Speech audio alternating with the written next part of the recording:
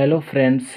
आज का यह सेशन काफ़ी महत्वपूर्ण होने वाला है, जिसमें हम लोग आज विज्ञान विषय के केमिस्ट्री सेक्टर के अध्याय 4 यानी कार्बन के सभी महत्वपूर्ण ऑब्जेक्टिव प्रश्न को देखेंगे।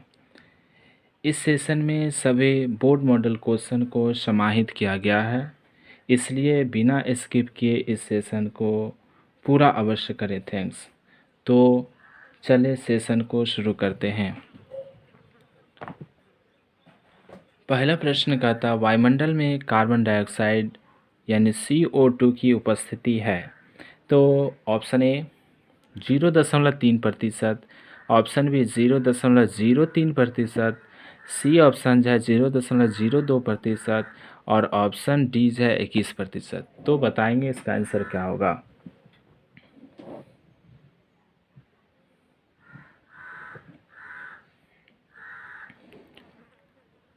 तो इस प्रश्न का सही आंसर जो है ऑप्शन बी, यानी वायुमंडल में CO2 का प्रतिशत जो है 0.03% होगा। अच्छा, इसमें कोई बताएंगे 0.02% क्या होता है। कार्बन डाइऑक्साइड की कहाँ जो है 0.02% होता है। तो इसका आंसर होगा भूपर पट्टी, यानी जो है पृथ्वी के सतहों पर कार्बन डाइऑक्साइड गैस की मात्रा जो है 0.02% होता है। 21% क्या है, ये जो है वायुमंडल में ऑक्सीजन की मात्रा क्या है 21%। वायुमंडल में ऑक्सीजन की मात्रा 21% होता है। अगला प्रश्न 2 नंबर की ओर बढ़ते हैं। 2 नंबर कहता है कार्बनिक यौगिक का गलनांक एवं क्वथनांक क्या होता है। ऑप्शन ए निम्न होता है, बी ऑप्शन कहता है उच्च होता है, सी कहता है ए तथा बी दोनों होता है, डी कहता है नन ऑफ दिस, इनमें से कोई नहीं। तो बताएंगे इसका आंसर क्या होगा।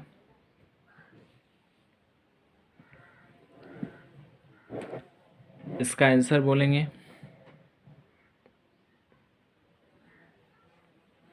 तो इसका आंसर क्या हो जाएगा, ए ऑप्शन हो जाएगा, यानी कार्बनिक यौगिक का गलनांक क्या होता है, निम्न होता है। कार्बनिक यौगिक का गलनांक निम्न होता है। अगला प्रश्न है सहसंयोजी यौगिक कितने प्रकार के होते हैं। सहसंयोजी यौगिक कितने प्रकार के होते हैं। ऑप्शन ए 1, बी ऑप्शन 2 है, सी ऑप्शन 3 है, डी ऑप्शन 4 है। बोलिए आंसर क्या होगा।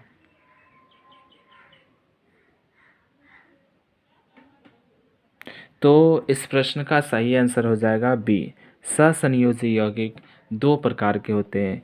एक को हम लोग कहते हैं ध्रुवीय, एक को क्या कहते हैं ध्रुवीय कहते हैं, और दूसरा को क्या कहते हैं अध्रुवीय।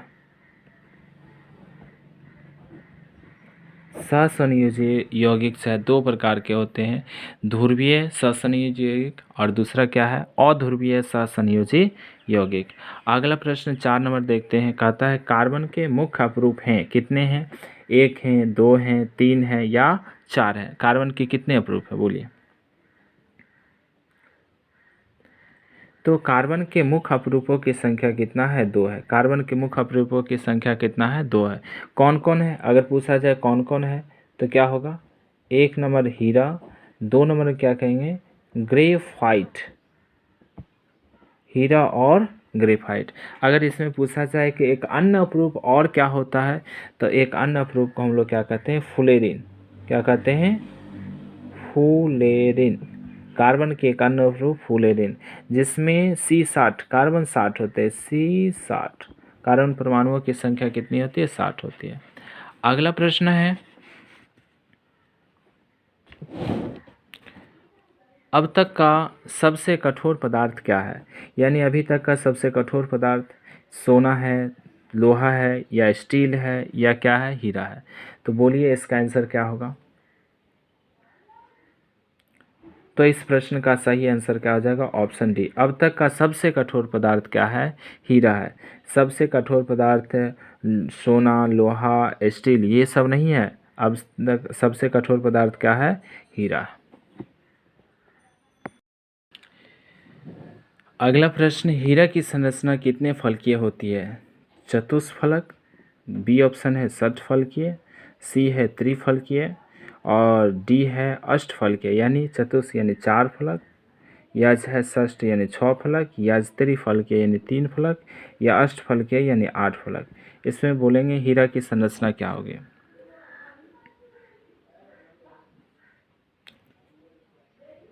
तो इस प्रश्न का सही आंसर क्या हो जाएगा, ए ऑप्शन हो जाएगा। हीरा की संरचना चतुष्फलकीय होती है। हीरा की संरचना कैसी होती है, चतुष्फलकीय।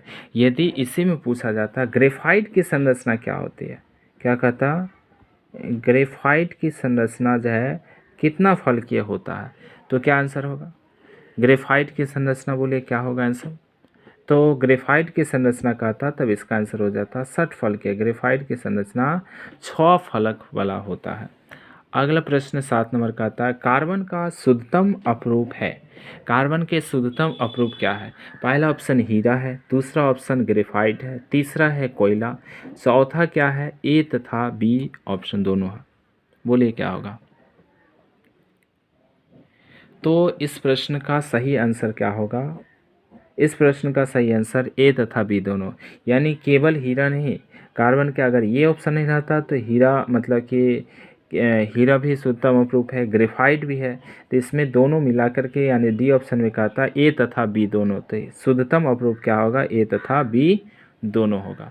अगला प्रश्न कार्बन के एक अन्य अपरूप फुलेरिन की खोज किया, किसने किया। कार्बन के एक अन्य अपरूप फुलेरिन की खोज किसने किया। ऑप्शन ए हेरोल्ड तथा रिचार्ड ने, बकमिस्टर फुलर ने, केवल हेरोल्ड ने, या नन ऑफ दिस, इनमें से कोई नहीं। बोलिए इसका आंसर क्या होगा।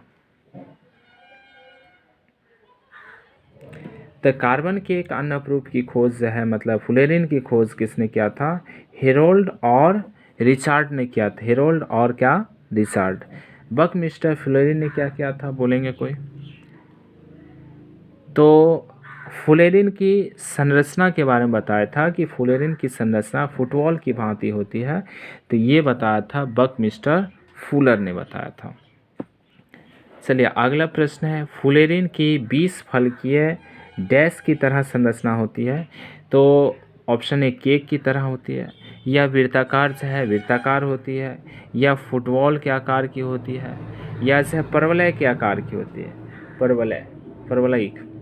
बोलिए आंसर क्या होगा। तो फुलेरिन की 20 फलकीय डैश की तरह संरचना होती है, तो आंसर अभी तुरंत बोले थे इससे पहले फुटबॉल की भांति। किसने बताया था, बकमिस्टर फुलर ने बताया था कि इसकी संरचना फुटबॉल की भांति होती है।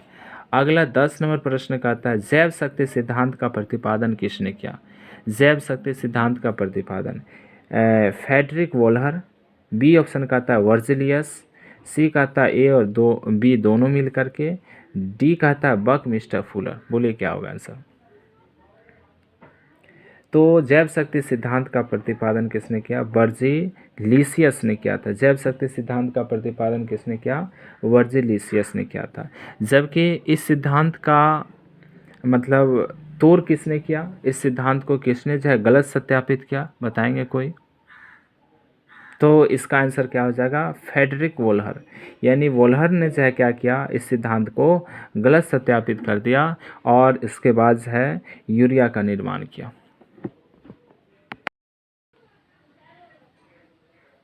अगला प्रश्न 11 नंबर का था प्रयोगशाला में निर्मित प्रथम कार्बनिक यौगिक क्या है। प्रयोगशाला में निर्मित प्रथम कार्बनिक यौगिक मीथेन है, या CO2 है, या यूरिया है, या शराब है। बोलिए इसका आंसर क्या होगा। तो इस प्रश्न का सही आंसर क्या हो जाएगा, यूरिया। प्रयोगशाला में निर्मित प्रथम कार्बनिक यौगिक क्या है, यूरिया है। अगला प्रश्न कार्बन तथा हाइड्रोजन से बने यौगिक क्या कहलाता है। कार्बन और हाइड्रोजन से यौगिक जो बनेगा उसको क्या कहते हैं, अमोनिया, अमोनियम यौगिक, कार्बनिक नाइट्रेट, हाइड्रोकार्बन, या ऐसे नन ऑफ दिस, इनमें से कोई नहीं। क्या होगा बोलिए तो इस प्रश्न का सही आंसर क्या होगा, हाइड्रोकार्बन कहते हैं। 13 नंबर प्रश्न कहता है IUPAC के अनुसार संतृप्त हाइड्रोकार्बन को क्या कहते हैं, यानी संतृप्त हाइड्रोकार्बन का IUPAC नाम क्या होगा। Option A alkane, B option alkene, C option alkyne, और डी ऑप्शन ओलिफिन। बोलिए क्या होगा। तो इस प्रश्न का सही आंसर क्या हो जाएगा?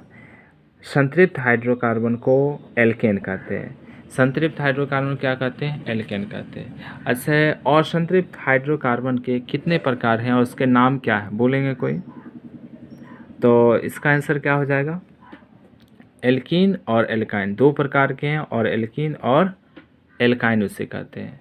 अगला प्रश्न 14 नंबर प्रश्न कहता है निम्न में एल्काइन का सामान्य सूत्र क्या है? एल्काइन का सामान्य सूत्र क्या है?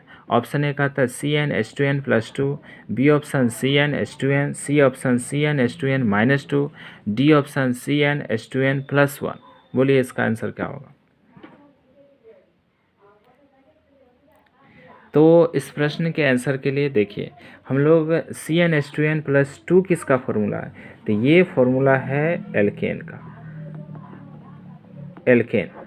CnH2n किसका फॉर्मूला है? तो ये हो जाएगा एल्कीन का। किसका हो जाएगा? एल्कीन का।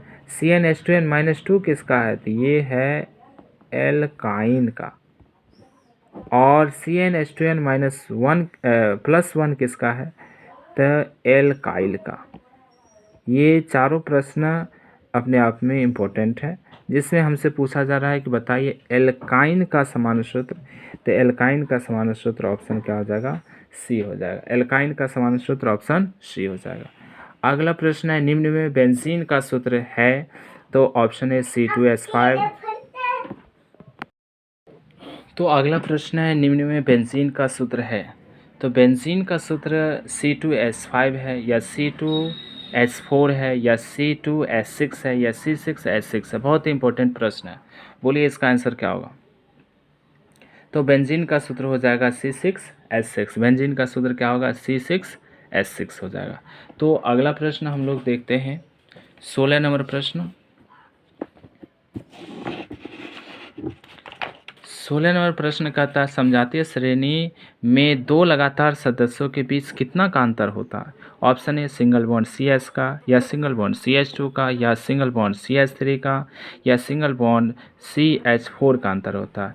तो सजातीय श्रेणी या समजातीय श्रेणी कहिए, इनके दो लगातार सदस्यों के बीच है सिंगल बॉन्ड CH2 का अंतर होता है। देखिए इसको कैसे समझेंगे, जैसे कि मान लीजिए एल्केन ग्रुप से लेते हैं, तो एल्केन के पहले सदस्य का फॉर्मूला होता है CH4, दूसरे सदस्य का फॉर्मूला होता है C2, और H दुगुना से दो अधिक, तो दो का दुगुना 4 और दो अधिक तो 6। इसमें डिफरेंस कितना का है? तो कार्बन एक बढ़ा, सिंगल बॉन्ड एगो कार्बन बढ़ा, हाइड्रोजन कितने बढ़ गए? 2 बढ़ गए, यानी कितने का डिफरेंस हो गया? तो दो लगातार सदस्यों के बीच सिंगल बॉन्ड CH2 का अंतर हो गया। इसलिए ऑप्शन क्या होगा? बी ऑप्शन होगा। अगला प्रश्न 17 नंबर का आता है निम्न में कौन एल्डिहाइड समूह का क्रियाशील मूलक है, या क्रियाशील समूह है, या फंक्शनल ग्रुप है, या प्रक्रियात्मक समूह है? क्या ये सभी एक ही पॉइंट हो गए? तो इसमें जो है single bond CSO, single bond COOH, या single bond CO, single bond, इसको हम लोग ऐसे भी लिख सकते हैं, डबल बॉन्ड CO भी लिखा जाता है। अगला है सिंगल बॉन्ड OH। बताइए इसमें एल्डिहाइड का कौन है? एल्डिहाइड का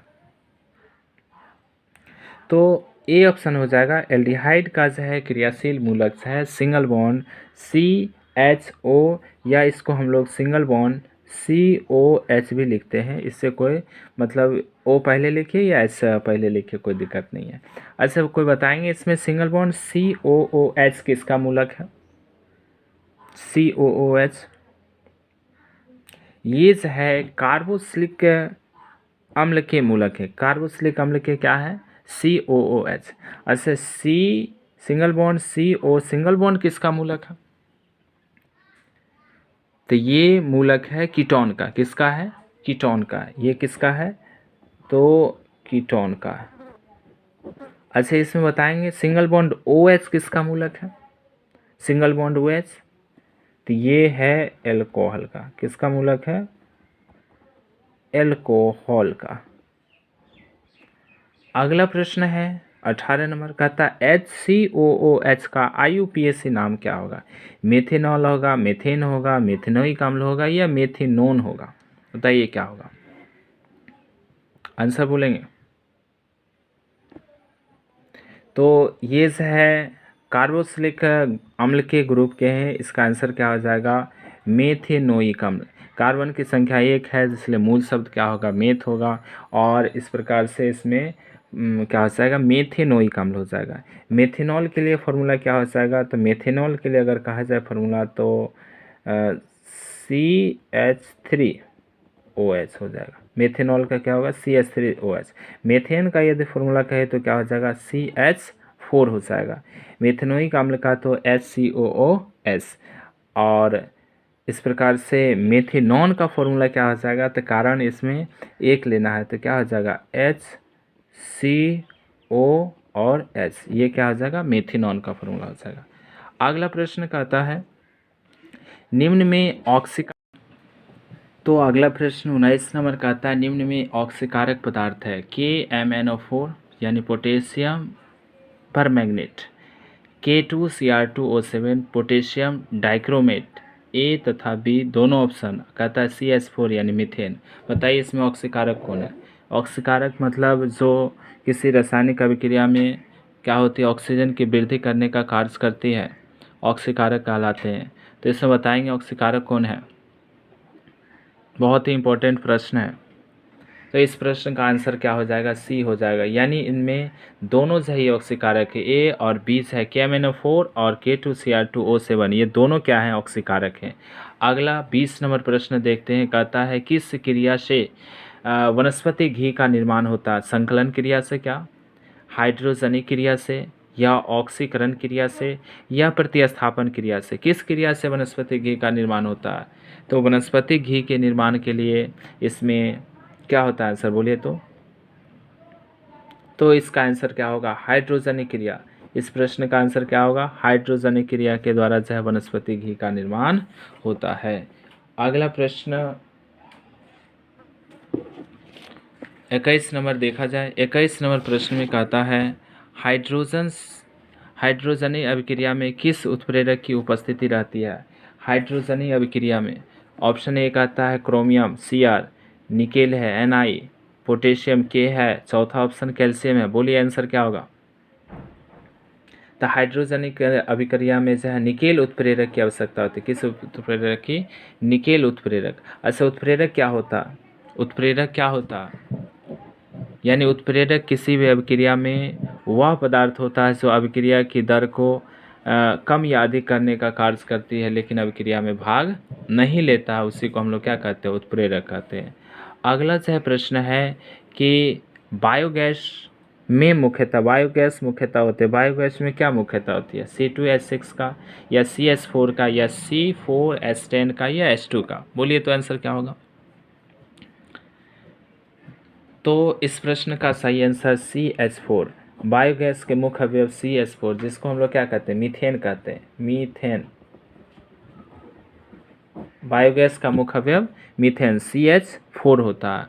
तो बायोगैस कहिए, बायोमास कहिए, CNG गैस कहिए, ये सभी गैस का जो है मुख्य अवयव जो है क्या होगा, ये CH4 यानी मीथेन होगा। ऑप्शन देखिए, ऑप्शन मीथेन भी रह सकता, ऑप्शन जो है CH4 भी रह सकता है, इसलिए दोनों याद रहना आवश्यक है। अगला प्रश्न कहता है CNG गैस का मुख्य अवयव क्या होगा। CNG गैस का, CNG गैस का मुख्य अवयव यानी मीथेन है, एथेन है, या प्रोपेन है, या ब्यूटेन है। बोले क्या होगा।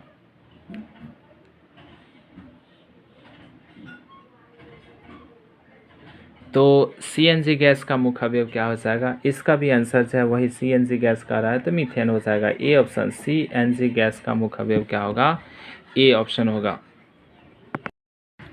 यदि इसी में कहता कि LPG गैस का मुख्य अवयव क्या होगा, LPG, ये LPG गैस कहाँ होता पता है, घरेलू उपयोग में हम लोग लाते हैं LPG गैस को। प्रत्येक घर में देखिएगा, रसोई घर में जो सिलेंडर होती है उसमें कौन सी गैस भरी रहती है, LPG गैस। यानी से भोजन बनाने के लिए हम लोग इसका प्रायः उपयोग करते हैं LPG गैस। और इसके मुख्य अवयव अगर पूछा जाए क्या होगा LPG गैस का मुख्य अवयव, तो इसका आंसर क्या हो जाएगा, ब्यूटेन हो जाएगा। LPG गैस का मुख्य अवयव क्या होगा, ब्यूटेन होगा। अगला प्रश्न कहता है यदि इसी में कहा जाए कि ब्यूटेन का जो है सूत्र क्या होगा, तो मेथ एथ प्रो ब्यूट, यानी कार्बनों की संख्या कितने होंगे, 4 होंगे। और 4 कार्बन और दोगुना से 2 अधिक, 4 दूनी 8 और 2 अधिक 10, यानी इसका ब्यूटेन का सूत्र C4H10। और मीथेन का तो जानते ही हैं, मीथेन का सूत्र क्या होगा, CH4 हो जाएगा। मीथेन का क्या होगा, CH4। अगला प्रश्न कहता है कि कौन जीवाश्म ईंधन नहीं है। जीवाश्म ईंधन नहीं है प्राकृतिक गैस, पेट्रोलियम, कोयला और लकड़ी। बताइए जीवाश्म ईंधन कौन नहीं है। तो इस प्रश्न का आंसर क्या होगा, डी होगा, लकड़ी। जीवाश्म ईंधन ये लकड़ी क्या है, नहीं है। प्राकृतिक गैस, पेट्रोलियम या कोयला हो, ये सभी जो है हमें प्रकृति से लाखों करोड़ों वर्ष के बाद जो है मतलब कि ये क्या होती है कि यह बनकर तैयार होता है और ये हमें प्राप्ति होती है। लकड़ी जो है जीवाश्म ईंधन के अंतर्गत नहीं आता। अगला प्रश्न 26 का आता है, निम्न में कौन असंतृप्त हाइड्रोकार्बन है।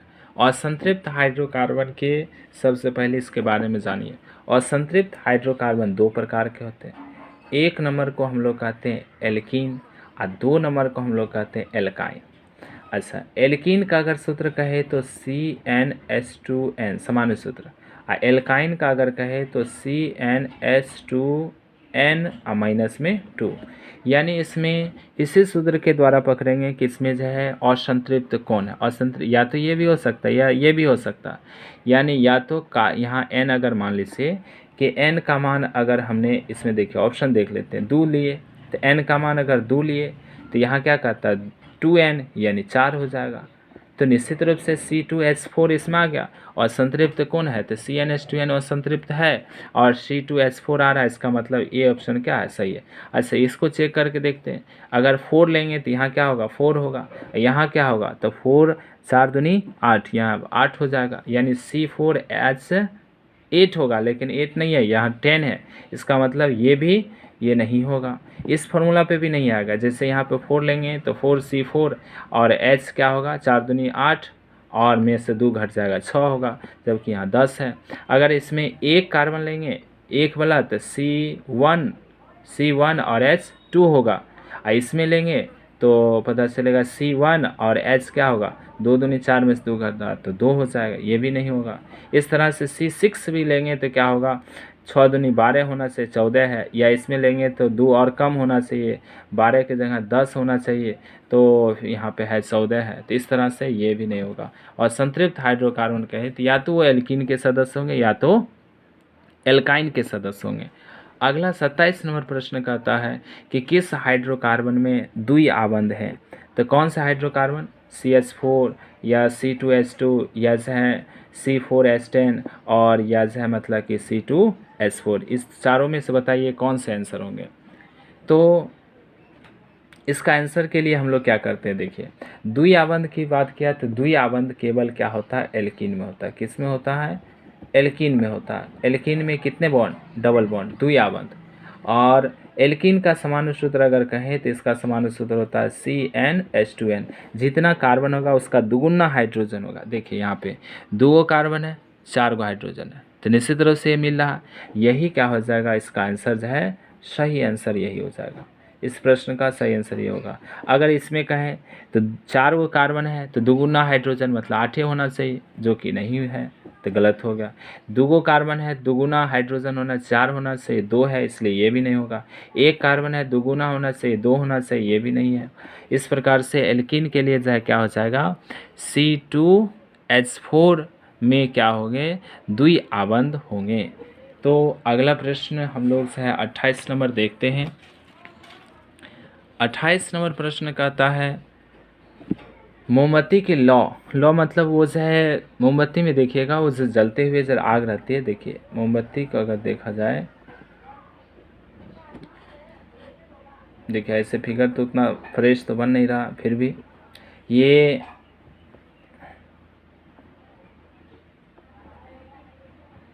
जो है ये जो देख रहे हैं ये आग यहीं से जो है मतलब कि मोमबत्ती जलते हुए जो प्रतीत होती है, ये इसी को हम लोग लौ कहते हैं। तो मोमबत्ती के लौ का बाहरी रंग किस प्रकार का किस रंग का होता है, यानी ये जो है बाहर के साइड का रंग कैसा होता है, नीला होता है, पीला होता है, लाल होता है या काला होता है, बोलिए क्या होगा आंसर। तो इस प्रश्न का आंसर क्या होगा? नीला होगा। देखिए मोमबत्ती के लौ का जो है बाहरी किनारा जो है नीला होता, और आपको बता दें कि नीला रंग का जो मतलब प्रतीत होने वाला जो आग होता है उसमें ऊष्मीय मान अधिक होती है। उसमें मान क्या होता? अधिक होता। ऐसे मतलब मोमबत्ती छोड़ कर के और भी कुछ पदार्थ है जिसको जलाते हैं तो लाल मतलब कि प्रकाश के साथ, लाल रंग के साथ वो जलते हुए महसूस होता। तो लाल रंग के प्रकाश उसमें जो है ऊष्मीय मान क्या होती है? कम होती है, जबकि नीले प्रकाश में उसमें मान क्या होती है? अधिक होती है। अच्छा आप देखेंगे रसोई घर में एलपीजी सिलेंडर से जब भोजन तैयार होता है तो उस गैस जब जलती है तो उसमें नीला प्रकाश आता है। कैसा प्रकाश आता है? नीला प्रकाश आता है। इसलिए भोजन जो है मतलब कि उसमें मान अधिक होता है और वह जल्दी पक भी जाता है। उसी में जब सिलेंडर की गैस समाप्त होने को रहता है या कम कम गैस आती है या लाल उसमें जलने लगता है तो वह भोजन पकने में समय अधिक लगती है। क्यों? तो क्योंकि उसका उसमें मान कम होता है। तो मोमबत्ती के लौ का बाहरी भाग से क्या होती है? नीला रंग का होता है। लाल रंग का होने के बाद क्या होगा? उसमें मान क्या होगा? उसका कम हो जाता है। जैसे अगर कहा जाए कि तारा जो है अगर नीला दिख रहा है तो निश्चित रूप से उसका जो है मतलब कि उसमें मान अधिक होगा। अगर लाल दिख रहा है तो उसमें मान क्या होगा? कम होगा। अगला प्रश्न कहता है एथेन के आणविक सूत्र C2H6 है, इसमें जो है कितने सहसंयोजी आबंध है? मतलब 6 सहसंयोजी आबंध है कि 7 है या 8 है या 9 है? बताइए इसका आंसर क्या होगा C2H6 में? देखिए इस प्रश्न का सही आंसर जानने के लिए हम लोग क्या करते हैं, सबसे पहले इसकी संरचना सूत्र बनाते हैं। कार्बन कितने हैं? 2 हैं, 2 कार्बन दिए। अब इसमें हाइड्रोजन कितने हैं? 6 है। तो कितने हाइड्रोजन? एक इधर एक इधर एक इधर, 3 4 5 6। सब में क्या लग जाएगा? हाइड्रोजन लग जाएगा। हाइड्रोजन की संख्या कितने हो गए? 6। कार्बन कितने हैं? 2। अब इसमें कह रहा है कितने सहसंयोजी आबंध है? ये जो आपको लाइनिंग दिख रहा है ये लाइनिंग ही सहसंयोजी आबंध है। लाइनिंग क्या है? सहसंयोजी आबंध है। इसी को काउंटिंग करने के लिए कह रहा है कितना है, तो देखिए यहाँ पे गिनती करिए 1 2 3। इस लाइन में कितने हैं? 3। ऊपर चलिए 4 5 6 और 7। टोटल कितने हो गए? सहसंयोजी आबंधों की संख्या कितने हो गए? तो 7 हो गए। तो इसमें इस बात को ध्यान में रखिएगा कि ये जो है आबंध को हम लोग काउंटिंग करके पहले संरचना सूत्र बना लेंगे और फिर उसको सही से काउंटिंग करके और फिर उसका आंसर जो है चयन करेंगे। अगला प्रश्न 30 नंबर चलते हैं। कहता है खाना बनाते समय यदि बर्तन की तली बाहर से काला हो रहा, बर्तन की तली क्या होता है? बाहर से काला हो रहा है, तो इसका मतलब क्या है? भोजन पूरी तरह नहीं पका है, या ईंधन पूरी तरह से नहीं जल रहा है, या जो है ईंधन आर्द्र है मतलब ईंधन में नमी है, या जो है ईंधन पूरी तरह से जल रहा है, पूरी तरह से मतलब अच्छी तरह से जल रहा है। क्या होगा आंसर? यानी खाना बनाते समय यदि बर्तन की पेंदी अगर जो है बहुत ज़्यादा काला होने लगा तो इसका क्या मतलब बनता? बोलिए आंसर क्या होगा? ABCD बोलिए आंसर। तो इस प्रश्न का आंसर क्या हो जाएगा? बी हो जाएगा। यानी जो है ईंधन पूरी तरह से नहीं जल रहा। देखिए ईंधन अगर फ्रेश रूप से सही ढंग से जलता है तो निश्चित रूप से वह जो है पेंदी को बहुत कम कह सकते हैं कि काला करता है। एलपीजी गैस वाले सिलेंडर से अगर भोजन तैयार करते हैं तो उसमें लगभग फ्रेश रहता है पेंदी, लेकिन उसमें भी देखिएगा कि जब सही ढंग से वह जो है गैस नहीं जल पाता है तो कभी कभी ये जो है आप देखेंगे इस तरह की समस्या आती है। और क्या होती है, जो भी बर्तन उसमें यूज़ करते हैं वो उसका पेंदी क्या होता है? काला हो जाता है। तो उसमें सही ढंग से क्या होती है? गैस सही से जल नहीं पाता है। तो कोई भी ईंधन पूरी तरह से जब नहीं जलेगा तो उससे कार्बन की मात्रा ज़्यादा जो है मतलब निकलेगी और क्या होगा? वो ब्लैक हो जाएगा, काला हो जाएगा। अगला 31 नंबर प्रश्न देखते हैं। कहता ससंयोजी यौगिक विद्युत के डैश होते हैं। ससंयोजी यौगिक विद्युत के क्या होते हैं? ऑप्शन ए कहता है सुचालक, बी ऑप्शन कहता है कुचालक, सी ऑप्शन कहता है ए एंड बी दोनों यानी दोनों, और सी कहता है नन ऑफ दिस कोई नहीं। बोलिए आंसर क्या होगा? तो इस प्रश्न का आंसर हो जाएगा कुचालक। ससंयोजी क्या होते हैं? कुचालक होते हैं। अच्छा कौन से यौगिक जो है सुचालक होगा? सुचालक कौन से यौगिक होगा बोलिए? तो आंसर क्या आएगा? आयनिक यौगिक। आयनिक यौगिक। आयन का जब निर्माण होगा तो निश्चित रूप से वह क्या होते हैं? सुचालक होते हैं। आयनिक यौगिक क्या होते हैं? सुचालक होते हैं। अगला प्रश्न कहता है, अगला और लास्ट प्रश्न है, मीथेन के जलने से डैश बनता है। अगर मीथेन गैस को यानी CH4 को जलाएंगे, CH4 को ऑक्सीजन की उपस्थिति में जलाया जाता है, ऑक्सीजन O2 की उपस्थिति में जलाते हैं तो किसका निर्माण होता है? केवल H2O का, या केवल CO2 का, या A एंड B दोनों, या नन ऑफ दिस? क्या होगा आंसर? तो देखिए, इसको जब जलाते हैं तो CO2 गैस यानी carbon dioxide gas, CO2 gas तो बनता ही है। इसके अतिरिक्त जल का भी निर्माण होता है, H2O, प्लस में ऊष्मा और प्रकाश तो निकलता ही है। यानी मीथेन को जलाने पर CO2 और H2O दोनों, यानी ऑप्शन क्या हो जाएगा? सी ऑप्शन हो जाएगा इसका। मीथेन गैस को जलाने पर क्या होती है? जल और CO2 गैस प्लस में ऊष्मा और प्रकाश भी उत्पन्न होते हैं। देखिए, कार्बन चैप्टर का लगभग बोर्ड मॉडल क्वेश्चन के सभी प्रश्न को हमने संग्रहित किया था, और यदि इतने प्रश्नों को आप से कवर कर लेते हैं तो इस चैप्टर के किसी भी प्रकार का प्रश्न आपको जो है मतलब नहीं छूटेगा, और यह कह सकते हैं कि अच्छे मार्क्स लाने में आपको यह वीडियो या यह सेशन जो है आपको बहुत ज़्यादा हेल्पफुल होगा। थैंक्स।